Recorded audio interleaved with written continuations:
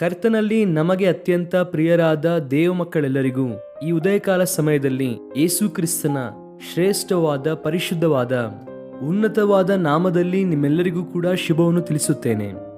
ನೀವೆಲ್ಲರೂ ಕೂಡ ಕ್ಷೇಮವಾಗಿದ್ದೀರಾ? ನಿಮ್ಮ ಕುಟುಂಬ ಕ್ಷೇಮವಾಗಿದೆ ಅಲ್ವಾ? ನೀವು ಎಲ್ಲ ವಿಷಯದಲ್ಲೂ ಕೂಡ ಸಮೃದ್ಧಿಯನ್ನು ಅನುಭವಿಸಬೇಕೆಂದು, ದೇವಾದಿ ದೇವನು ನಿಮ್ಮನ್ನು ಎಲ್ಲ ವಿಷಯದಲ್ಲೂ ಕೂಡ ಆಶೀರ್ವದಿಸಬೇಕೆಂದು ನಿಮಗೋಸ್ಕರವಾಗಿ ನಾವು ಪ್ರತಿದಿನ ಪ್ರಾರ್ಥಿಸುತ್ತಾ ಇದ್ದೇವೆ. ದೇವರು ನಮ್ಮ ಮೇಲೆ ಇಟ್ಟಿರುವಂತಹ ಬಾಧ್ಯತೆಯನ್ನು ನೆರವೇರಿಸುವುದಕ್ಕೆ ನಾವು ಯಾವಾಗಲೂ ನಮ್ಮನ್ನು ನಾವು ಸಿದ್ಧಪಡಿಸಿಕೊಳ್ಳುತ್ತಾ ಇದ್ದೇವೆ. ಪ್ರತಿದಿನ ದೇವರ ವಾಗ್ದಾನವನ್ನು ನಿಮಗೆ ಹೇಳುವುದರ ಮೂಲಕ, ದೇವರ ವಾಕ್ಯವನ್ನು ಬೆಳಗ್ಗೆ ಎದ್ದ ಕೂಡಲೇ ನಾವು ಕೇಳುವುದರ ಮೂಲಕ ಆ ದಿನವೆಲ್ಲವೂ ಕೂಡ ನಾವು ಆಧ್ಯಾತ್ಮಿಕವಾದ ಜಯವನ್ನು, ಆಧ್ಯಾತ್ಮಿಕವಾದ ಪ್ರೋತ್ಸಾಹವನ್ನು ನಾವು ಹೊಂದಿಕೊಳ್ಳಬೇಕೆಂದು ದೇವರ ಆತ್ಮನು ಇಷ್ಟಪಡುತ್ತಾ ಇದ್ದಾರೆ. ಪ್ರತಿದಿನ ಈ ವಾಗ್ದಾನ ಸಂದೇಶದ ಮೂಲಕ ನಿಮ್ಮಲ್ಲಿ ಅನೇಕರು ಆಶೀರ್ವದಿಸಲ್ಪಡುತ್ತಿದ್ದೀರಾ ಎಂಬುದಾಗಿ ಕೇಳಿ ನಾನು ದೇವರಿಗೆ ಸ್ತೋತ್ರ ಹೇಳುತ್ತೇನೆ. ಈ ದಿನ ದೇವರ ವಾಗ್ದಾನಕ್ಕಾಗಿ ಎದುರು ನೋಡುತ್ತಾ ಇದ್ದೀರಾ ಅಲ್ವಾ? ಸತ್ಯವೇದವನ್ನು ತೆಗೆಯೋಣ. ಯೆಶಾಯನ ಪುಸ್ತಕ 1ನೇ ಅಧ್ಯಾಯ 26ನೇ ವಾಕ್ಯವನ್ನು ಓದೋಣ. The book of Isaiah chapter 1 and verse 26. ಪೂರ್ವದಲ್ಲಿ ನಿನಗಿದ್ದಂಥ ನ್ಯಾಯಾಧಿಪತಿಗಳನ್ನು, ಮಂತ್ರಾಲೋಚಕರನ್ನು ಪುನಃ ಒದಗಿಸಿಕೊಡುವೆನು. ಆಮೇಲೆ ನೀನು ಧರ್ಮಪುರಿ ಎಂತಲೂ ಸುವ್ರತ ನಗರಿ ಎಂತಲೂ ಅನ್ನಿಸಿಕೊಳ್ಳುವಿ. ಯೆಶಾಯನ ಪುಸ್ತಕ 1ನೇ ಅಧ್ಯಾಯದಲ್ಲಿ ಒಬ್ಬ ವ್ಯಕ್ತಿಯು ದೇವರ ವಿರುದ್ಧವಾಗಿ ನಡೆದುಕೊಂಡರೆ ಎಂತಹ ಪ್ರತಿಕೂಲತೆಯನ್ನು ಅನುಭವಿಸುತ್ತಾರೋ, ಅಥವಾ ಕರ್ತನನ್ನು ಅಂಗೀಕರಿಸಿದರೆ ಎಂತಹ ಪ್ರತಿಫಲವನ್ನು ಅನುಭವಿಸುತ್ತಾರೆ ಎಂಬುದಾಗಿ ಬಹಳ ಸ್ಪಷ್ಟವಾಗಿ ಅಲ್ಲಿ ಬರೆಯಲ್ಪಟ್ಟಿದೆ. ದೇವರ ವಾಕ್ಯವು ಯಾವಾಗಲೂ ಕೂಡ ಈ ಎರಡು ಕೋನಗಳನ್ನು ನಮಗೆ ಪರಿಚಯಿಸುವಂತದ್ದಾಗಿದೆ. ಕರ್ತನನ್ನು ಅಂಗೀಕರಿಸುವುದರಿಂದ ಉಂಟಾಗುವಂತಹ ಪ್ರಯೋಜನವೇನು, ಕರ್ತನನ್ನು ಬೇಡ ಎನ್ನುವಾಗ ಒಬ್ಬ ವ್ಯಕ್ತಿ ಯಾವ ರೀತಿ ನಷ್ಟ ಹೊಂದುತ್ತಾನೆಂಬುದಾಗಿ ಬಹಳ ಸ್ಪಷ್ಟವಾಗಿ ದೇವರು ತನ್ನ ಗ್ರಂಥದಲ್ಲಿ ಬರೆಸಿದ್ದಾರೆ. ಚಾಯ್ಸ್ ನಮ್ಮದೇ. ದೇವರು ನಮ್ಮೆಲ್ಲರಿಗೂ ಕೂಡ ಸ್ವ ಇಚ್ಛೆಯನ್ನು ಕೊಟ್ಟಿದ್ದಾರೆ, ನಮ್ಮೆಲ್ಲರಿಗೂ ಫ್ರೀ ವಿಲ್ ಅನ್ನು ಕೊಟ್ಟಿದ್ದಾರೆ. ಆಯ್ಕೆ ಮಾಡುವಂತ ಅವಕಾಶವನ್ನು ದೇವರು ನಮಗೆ ಕೊಟ್ಟಿದ್ದಾರೆ. ಆದ್ದರಿಂದ ನಾವೇ ಆರಿಸಿಕೊಳ್ಳಬೇಕು. ಆದರೆ ಯೆಶಾಯನ ಪುಸ್ತಕದಲ್ಲಿ ಅನೇಕರು ದೇವರಿಗೆ ವಿರುದ್ಧವಾಗಿ ತಿರುಗುವುದರ ಮೂಲಕ ನಿತ್ಯವೂ ಒಡೆಯಲ್ಪಡುತ್ತಾ ಎಲ್ಲ ಪರಿಸ್ಥಿತಿಯಲ್ಲೂ ಕೂಡ ಗಾಯ ಹೊಂದಿದವರಾಗಿ ಎಷ್ಟೋ ಭಯಂಕರವಾದ ಅನುಭವದಲ್ಲಿ ಕೆಲವರು ಇದ್ದಾರೆ. ಅವರು ದೇವರಿಗೆ ಮಹಿಮೆಯನ್ನು ಸಲ್ಲಿಸದೇ ಇರುವಂತವರು, ದೇವರ ಕಡೆಗೆ ತಿರುಗದೇ ಇರುವಂತವರು. ಅಂತವರು ಎಷ್ಟೇ ಪ್ರಾರ್ಥನೆ ಮಾಡಿದರೂ ಕೂಡ ಕೇಳಲ್ಪಡುವುದಿಲ್ಲ. ನೀವು ಎಷ್ಟೇ ಭಕ್ತಿ ಕಾರ್ಯಕ್ರಮವನ್ನು ಮಾಡಿದರೂ ಅದು ನನಗೆ ಸಂತೋಷವನ್ನು ಕೊಡುವುದಿಲ್ಲ ಎಂಬುದಾಗಿ ದೇವರು ಹೇಳುತ್ತಾ, ಹಾಗಾದ್ರೆ ಯಾವಾಗ ನಮ್ಮ ಭಕ್ತಿಯು ಆತನನ್ನು ಸಂತೋಷ ಪಡಿಸುತ್ತದೆ, ನಮ್ಮ ಜೀವಿತ ಯಾವಾಗ ಆತನಿಗೆ ಮಹಿಮೆ ತರುತ್ತದೆ ಎಂದರೆ ನಮ್ಮ ವಿವಾದವನ್ನು ಪರಿಹರಿಸಿಕೊಳ್ಳುವಾಗ. ದೇವರು ಹೇಳುತ್ತಿದ್ದಾರೆ, come let us reason together. ಬನ್ನಿ ನಮ್ಮ ವಿವಾದವನ್ನು ತೀರಿಸಿಕೊಳ್ಳೋಣ. ಇನ್ನೆಷ್ಟು ಕಾಲ ಈ ವ್ಯಾಜ್ಯ, ಇನ್ನೆಷ್ಟು ಕಾಲ ಈ ವಿವಾದ, ಇನ್ನೆಷ್ಟು ಕಾಲ ನೀವು ನನ್ನಿಂದ ದೂರವಾಗಿರುತ್ತೀರಾ? ನಾನು ನಿಮ್ಮನ್ನು ಆಶೀರ್ವದಿಸಬೇಕೆಂದು, ನಿಮ್ಮೆಲ್ಲರನ್ನು ಕೂಡ ಬಲಪಡಿಸಬೇಕೆಂದು ನಾನು ಮನಸ್ಸಾರಿ ಇಷ್ಟಪಡುತ್ತಾ ಇದ್ದೇನೆ. ಆದರೆ ನೀವು ಇನ್ನೆಷ್ಟು ಕಾಲ ದೂರವಾಗಿರುತ್ತೀರಾ ಎಂದು ದೇವರು ಕರೆಯುತ್ತಾ ಇದ್ದಾರೆ. ಯಾರು ದೇವರ ಕರೆಗೆ ಹೋಗೊಟ್ಟು ಆತನಿಗೆ ವಿಧೇಯರಾಗಿ ಬರುತ್ತಾರೋ, ಈಗ ದೇವರು ಅವರನ್ನು ಯಾವ ರೀತಿಯಾಗಿ ಆಶೀರ್ವದಿಸುತ್ತಾರೋ ಬಹಳ ಸ್ಪಷ್ಟವಾಗಿ ನಾವು ಆ ಒಂದು ಅಧ್ಯಾಯದ ಕಡೆಯ ಭಾಗದಲ್ಲಿ ನಾವು ನೋಡುತ್ತೇವೆ. ಆದರೆ ದೇವರ ಬಳಿಗೆ ನಾವು ಬರುವಾಗ ಆತನ ಹಸ್ತವನ್ನು ನಮ್ಮ ಮೇಲೆ ಇಟ್ಟು ದುಷ್ಟತನವನ್ನು ನಮ್ಮಿಂದ ತೊಲಗಿಸಿ ದೇವರು ನಮ್ಮನ್ನು ನಿರ್ಮಲರನ್ನಾಗಿ ಮಾಡಿದ ನಂತರ ದೇವರು ಹೇಳುತ್ತಾ ಇದ್ದಾರೆ, ನಾನು ಮತ್ತೆ ನಿಮ್ಮ ಜೀವಿತದಲ್ಲಿ ಅದ್ಭುತವನ್ನು ಮಾಡುತ್ತೇನೆ.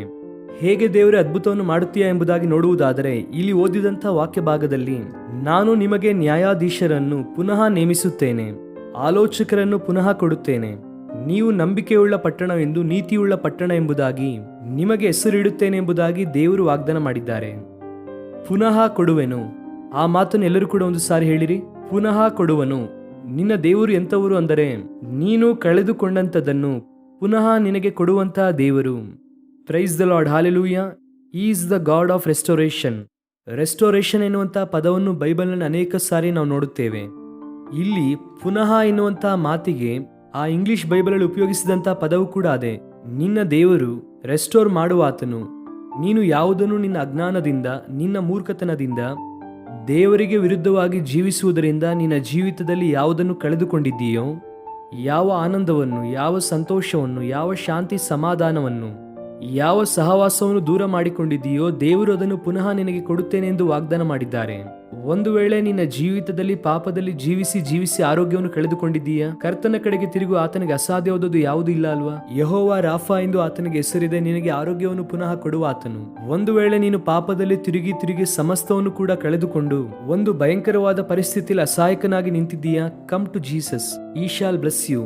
ಆತನು ನಿನ್ನನ್ನು ಆಶೀರ್ವದಿಸುವಂತಹ ದೇವರು. ಹೇಗೆ ಅಂದರೆ ಎಲ್ಲಾ ವಿಷಯದಲ್ಲೂ ಕೂಡ ನೀನು ಆಶೀರ್ವಾದವನ್ನು ಕಾಣುವಂತೆ ನಿನ್ನನ್ನು ಬಲಪಡಿಸುತ್ತಾರೆ. ಯೇಸು ಕ್ರಿಸ್ತನಿಗೆ ತಮ್ಮ ಜೀವಿತವನ್ನು ಒಪ್ಪಿಸುವುದರ ಮೂಲಕ ಲೋಕಾದ್ಯಂತ ಎಷ್ಟೋ ಜನರ ಜೀವಿತವು ಸರಿಯಾಗಿದೆ, ಎಷ್ಟೋ ಜನರ ಜೀವಿತವು ಸ್ಥಿರವಾಗಿದೆ. ಆಲೋಚನಾ ಕರ್ತನನ್ನು ಕೊಡುತ್ತೇನೆ ಎಂದು ವಾಗ್ದಾನ ಮಾಡಿದಂತಹ ದೇವರು ನೀನು ಹೇಗೆ ನಡೆಯಬೇಕು, ಯಾವ ಹೆಜ್ಜೆಯನ್ನು ಹೇಗೆ ಇಡಬೇಕು, ಯಾವ ರೀತಿಯಾಗಿ ತೀರ್ಮಾನ ಮಾಡಬೇಕೆಂಬುದಾಗಿ ದೇವರು ನಿನಗೆ ಆಲೋಚನೆಯನ್ನು ಕೊಡುತ್ತಾರೆ. ಅದರ ಮೂಲಕವಾಗಿ ನಿನಗೂ ಹಾಗೂ ನಿನ್ನ ಕುಟುಂಬಕ್ಕೆ ದೇವರು ಇಡುವಂತ ಹೆಸರು ನಂಬಿಕೆಯುಳ್ಳ, ನೀತಿಯುಳ್ಳ ಪಟ್ಟಣ ಎಂಬುದಾಗಿ ದೇವರು ಹೆಸರಿಡುತ್ತಾರೆ. ಎಷ್ಟು ಸುಂದರವಾದ ಆಶೀರ್ವಾದ! ಈ ವಾಗ್ದಾನವನ್ನು ದಿನವೆಲ್ಲ ಕ್ಲೈಮ್ ಮಾಡಿ. ಹೌದು ಅಯ್ಯ, ಈ ಹಿಂದೆ ನಿನಗೆ ದೂರವಾಗಿ ಬದುಕುವುದರಿಂದ ಸಮಸ್ತವನ್ನು ಕಳೆದುಕೊಂಡೆ. ಈ ದಿನ ನೀವು ಕೊಟ್ಟಂತ ವಾಗ್ದಾನಕ್ಕಾಗಿ ಸ್ತೋತ್ರ ಎಂಬುದಾಗಿ ದೇವರನ್ನು ದೃಷ್ಟಿಸಿರಿ. ಖಚಿತವಾಗಿ ನಿಮ್ಮ ಜೀವಿತದಲ್ಲಿ ದೇವರು ದೊಡ್ಡ ಕಾರ್ಯಗಳನ್ನು ಮಾಡಿ ಈ ದಿನವೆಲ್ಲ ಈ ವಾಗ್ದಾನವನ್ನು ಖಚಿತವಾಗಿ ದೇವರು ನಿಮ್ಮ ಜೀವಿತದಲ್ಲಿ ನೆರವೇರಿಸುತ್ತಾರೆ. ಕಣ್ಣು ಮುಚ್ಚಿರಿ, ಪ್ರಾರ್ಥನೆ ಮಾಡೋಣ. ಪ್ರೀತಿಯುಳ್ಳ ತಂದೆ, ಉನ್ನತನಾದ ದೇವ, ನೀವು ಉತ್ತಮವಾದ ಕಾರ್ಯಗಳನ್ನು ಮಾಡುವ ಆತನು, ಅದಕ್ಕಾಗಿ ನಿಮಗೆ ಸ್ತೋತ್ರ. ನಾವು ಯಾವುದನ್ನು ಕಳೆದುಕೊಂಡಿದ್ದೇವೋ ಸಮಸ್ತವನ್ನು ನಮಗೆ ಮತ್ತೆ ಕೊಡುವಂತಹ ಸಾಮರ್ಥ್ಯ ನಿಮಗೆ ಉಂಟು ದೇವ.